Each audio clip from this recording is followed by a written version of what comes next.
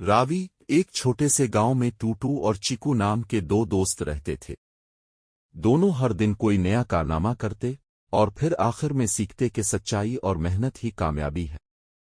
ٹوٹو، چیکو، آج تو میں نے ایک نیا آئیڈیا سوچا ہے، ہم اڑنے والی سائیکل بنائیں گے۔ چیکو، ارے ٹوٹو، تمہارے آئیڈیاز ہمیشہ دھماکہ خیز ہوتے ہیں، پچھلی بار تمہاری مشین نے تو مرغی تک کو اڑا دیا تھا۔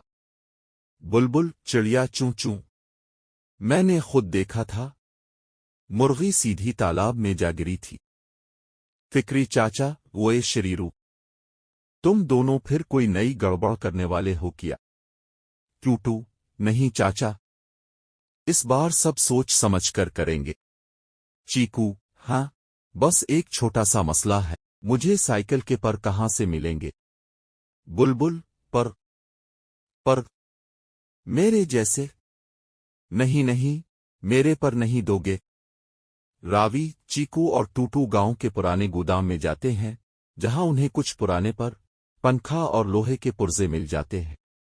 چیکو، دیکھو ٹوٹو، اگر ہم ان پرزوں کو جوڑ دیں تو سائیکل اڑ سکتی ہے۔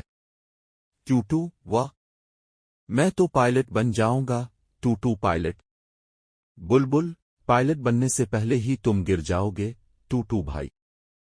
راوی، آخر کار دونوں سائیکل تیار کرتے ہیں، پورا گاؤں حیران ہو کر دیکھتا ہے۔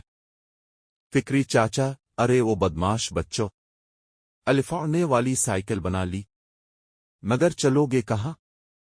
ٹوٹو، آسمان میں چاچا، بس دیکھنا، اب میں بادلوں کو سلام کروں گا۔ چیکو، ایک منٹ ٹوٹو، پہلے توازن تو دیکھ لو۔ راوی، مگر دیر ہو چکی تھی۔ ٹوٹو نے سائیکل تیزی سے چلائی اور وہ ہوا میں الفاڑنے لگی۔ بلبل، چوں چوں، ارے وہ واقعی الفاڑ گئی۔